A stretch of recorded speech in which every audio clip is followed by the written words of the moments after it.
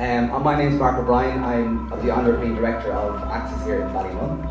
I'd like to welcome Seamus Kelly, local councillors, officials, friends and family, local business people, and anybody else who's stuck in the back door.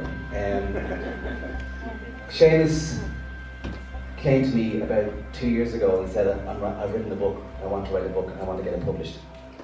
And for anyone that knows Seamus, if you don't say no in the first 5 seconds of a conversation, it means it's going to happen. And that's the biggest compliment that I can pay you. Because 2 years later, you're here with this wonderful, wonderful book. It's a fabulous book. I read it before it was published. And I think, you know, before any speeches or before any music, I think Seamus should have a huge round of applause.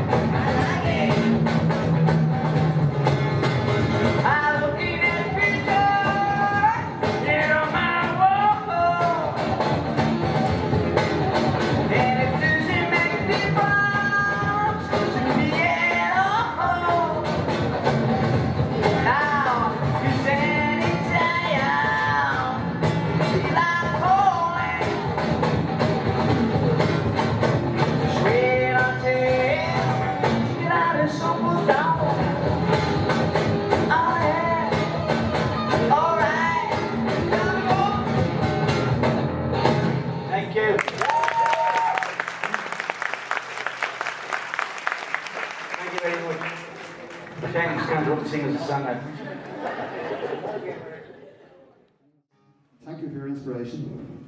We're very proud that you've achieved your lifetime ambition to become a journalist. We're very proud that you've achieved your vision of creating positive news. And we're also very proud that you've created the debate. I think you want to start some debate around positive news. I think the debate has started. So with that, Seamus, I just want to say thank you very much. And I'm very, very proud to launch It's Written in Concrete by Seamus Kelly.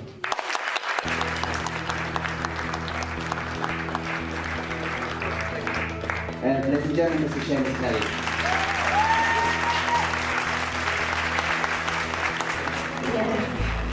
Thank you very much, Karl, for that wonderful introduction. I don't know whether it's there or not, but it felt good anyway. And I hope you enjoyed the pictures, because I enjoyed taking every one of them. I suppose it's great.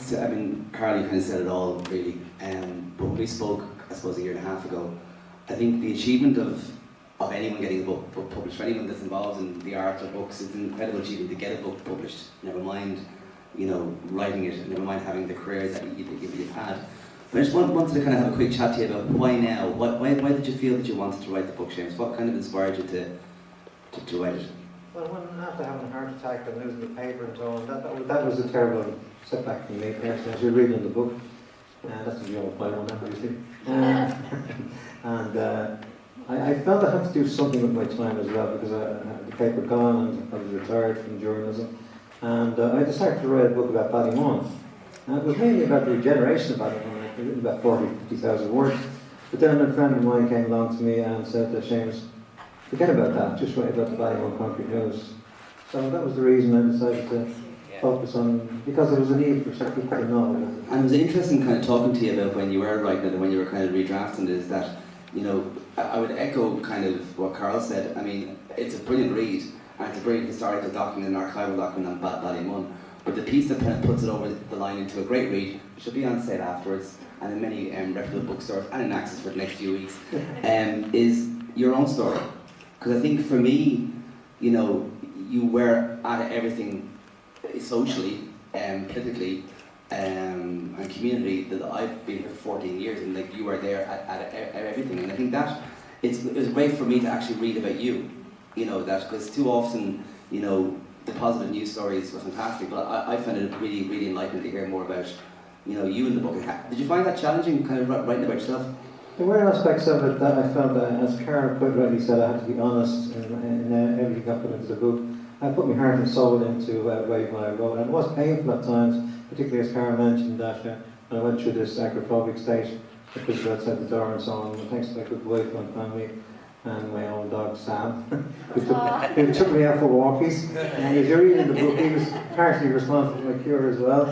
But yes, it was painful to write about that history, because it takes me back to my early childhood. When I was in the book at the age of 3, my mother told me I could actually read a newspaper. I don't know if I could read one now, but I don't actually buy them. I think Don Mullen would know why. Thank Don for coming all the way from here to take the time and trouble. Don is a very famous writer, as you probably know, from Bloody Eyewitness, Bloody Sunday, and so on, and the film. I think most of you will remember taking part in the making of the film of Bloody Sunday, which also features in the book, by the way. But yes, I mean, there were painful memories when I did have an illness as a young boy as well, which in a way probably led me to be what I am today. So in a way I'm sad and glad that it happened, and you'll understand why when you read it. Perhaps, Karl, you could be right, you probably used the best chapter, because it brought out the deepest thoughts within me as a writer. So I don't want to talk anymore, but just read it. Yeah, don't give it away. I'm paid for it. I suppose what's interesting to me, you know, across the years, the Ballymun Concrete News, and now, you know, online with the archive and Ballymun Talks, you know, the positive news thing is really interesting. But you know, what was fascinating, Seamus, is that your journalistic style was far from just purely being positive or being whitewashing. Do you know what I mean? So you actually dug down into every story, that, you know, every event here. You wanted to know every detail, but the way that was portrayed was brilliantly different to, like, articles like you mentioned, you know, that would appear in national newspapers about Ballymun. So you still had the rigour of the investigative journalist. And then, so why did you choose the positive side? As I spoke to after any J meetings, I don't know Seamus Kelly's here tonight, so it's fun, but I don't know if there's any J people here tonight. Maybe not, there is the hands of the air. I think Kieran Fagan's over there. But yeah, I think that they accepted my copy in the national newspapers because A, it was Ballymun, and Ballymun was always interesting to the national newspapers at the time because there was so much negativity going on and it presented great headlines. But to get positive stories to Ballymun, it was sometimes surprising to them because I sensationalised them. I made them read as if they would have been reading a negative report, but a positive report written in a negative way, if that makes sense. Yeah. So therefore the editors went and they did a first time when I actually got my byline, Santa Will Slay Them was the first story I ever covered in the Star, and I got a byline.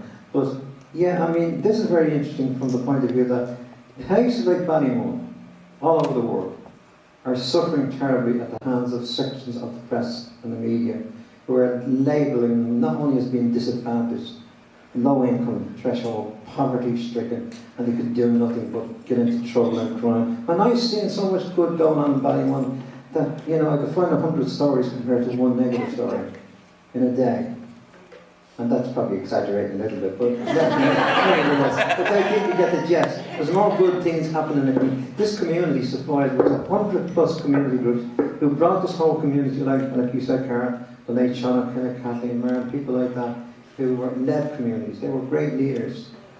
And just what interests me now, because, you know, an awful lot of people spend a lot of time online and kind of, you know, 5-6 years ago, the Ballymun Concrete News was archived. Yeah, was that 5-6 years ago? Oh, I can't remember. Yeah, Paul McCall will tell you because he was the one that actually put the motion. Well, let's say 5 or 6 years ago, make us all feel a bit younger. And then 2 years ago, you had a photography exhibition upstairs around some of the amazing photographs. I was wondering, like, how you feel now about, you know, your presence online as a moderator, as a journalist, as a, you know, how does that differ for you, or does it differ at all, or is it the same with being engaged in community in that way than, say, back in the day of Ballymun? The Ballymun Talks took me by surprise because I really didn't expect it to take off the way that it did with 3,000 members in less than 7 months. I mean, that's some gone for just one community group. I feel sad at the fact that I can't get out there and do reporting anymore. Well, I'm 74 now, so I wouldn't be up to running all over the place. And I don't drive, which makes things even worse. So I have to do everything by foot. I feel sad at the fact that I can't get out there and do what I like to do. The only vehicle, as you say, I have is the Ballymun Concrete News 1 and Dublin Concrete News on Facebook. And I have my friend Tom Farrell to help me with that. I'm training him as a news reporter, and so he's turned out to be quite good. But it's not the same. It's not the same. I mean, the social media is a powerful tool. There's no doubt about it. But it depends on how it's used. And I'd like to think the Ballymun Talks really does talk in a very positive way, because it allows people to express their opinions about what's going on in their own area and so on. So they're the people who are doing the reporting, the people themselves. Granted, from time to time you get a little bit of negativity creeping in, and I have to keep an eye on it. I think you know who you're talking about. So I think Move on. overall, I think the members have behaved themselves very well indeed. And I was hoping maybe I've actually invited some of the Gardaí if they want to make a comment and advise people that may have some problems in their area as best way to deal with it and so on. But having said that, I still prefer, the Ballymun Concrete is my baby. Now the book is my baby, and I hope you'll all buy a copy or not. Maybe you get your friends to buy a copy, and maybe we go for a reprint if it's successful. So I want to thank everybody for coming along, and thank you for your support. Well, to finish off, and to kind of go back to the big beginning again. No Seamus for 14 years. I know some of his family very well, and it's great to see so many of you here tonight. It's great to see so many of kind of Seamus's friends and so many community leaders and councillors. And Seamus, this is a special night for us here in Acton, because you're part of this building as long as I've been here. And I really commend you on both writing and getting such an amazing book published. Ladies and gentlemen, this is Seamus Kelly.